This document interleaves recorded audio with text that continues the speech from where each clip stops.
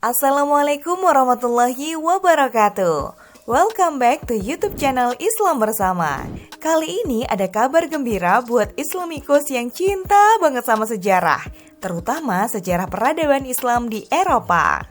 But anyway, jangan lupa subscribe dulu ya. Dan sebelum lanjut nonton, siapin waktu yang nyaman buat nyimak videonya sampai habis, biar gak gagal paham ya Islamikus. Sejarah Museum Louvre dan jejak Islam di tanah Eropa. Benarkah Napoleon Bonaparte seorang Muslim? Buat para pecinta sejarah, pasti nggak asing lagi dong sama Museum Louvre di kota Paris. Museum Louvre dirancang oleh seorang pria Prancis bernama Philippe Augustus II pada abad ke-12. Awalnya museum ini dibuat sebagai benteng pertahanan. Benteng ini kemudian diperluas sedikit demi sedikit sampai menjadi istana tempat bersemayam raja-raja Prancis. Pada tahun 1682, Louis XIV memutuskan pindah ke istana Versailles sebagai tempat tinggalnya, sehingga Louvre berubah fungsi menjadi tempat penyimpanan berbagai koleksi kerajaan. Selama Revolusi Prancis, museum ini berubah menjadi museum penyimpanan benda berharga. Louvre terdiri dari beberapa bangunan unik dan indah. Bangunan piramida gelas modern berdiri tegak di pelataran museum. Piramida tersebut terinspirasi dari piramida Giza di Mesir yang lebih dulu dibangun pada tahun 4000 sebelum Masehi. Piramida gelas ini menjadi pusat energi di komplek museum. Seluruh bangunan raksasa yang mengelilinginya seperti tunduk menghadap piramida. Piramida ini juga merupakan pintu masuk utama Museum Louvre. Dan ternyata, Louvre banyak menyimpan peninggalan Islam yang menjadi bukti bahwa Islam pernah berjaya di bumi Eropa nih Islamikus. Bahkan Napoleon Bonaparte, sang penakluk Eropa, diindikasikan menjadi seorang Muslim.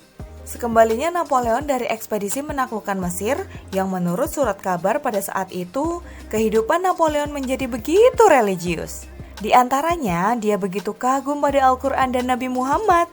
Kemudian muncul sistem hukum yang dibuatnya dan lebih dikenal dengan Napoleon Code, yang jika dicermati, pasal-pasalnya senafas dengan syariat Islam.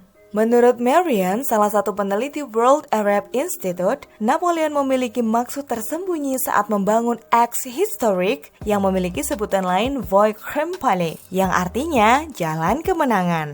Jika ditarik garis lurus Axe Historique ke timur, terus keluar kota Paris, dan terus menembus benua lain, ternyata bisa menembus Mekah loh Islamikus. Tepatnya negara pertama di timur tenggara Paris adalah Swiss. Di bawahnya adalah Italia, kemudian Yunani, lalu menyeberangi lautan Mediterania, ada Mesir, lalu Arab Saudi dan Mekah. Itulah jalan kemenangan yang dimaksud, yaitu kota Mekah. Fakta lain yang terungkap adalah Francois Menou, jenderal kepercayaan Napoleon, bersyahadat setelah kembali dari Mesir.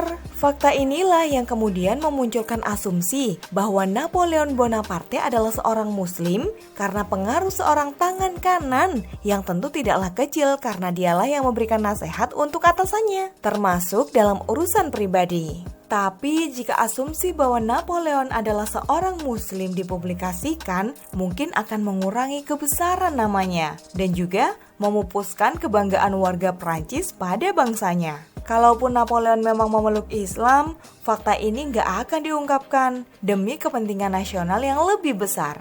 Wallahu a'lam bishawab. Nah, itu dia nukilan fakta sejarah tentang Islam di Eropa. Masya Allah, semoga menambah kecintaan dan keimanan kita ya Islamikus. Amin amin ya rabbal alamin. And the last but not least, seperti biasa, jangan lupa tolong di like, komen, dan share video ini ya Islamikus. Kali aja bisa bermanfaat buat yang lain. Oke kalau gitu, see you on the next video. Assalamualaikum.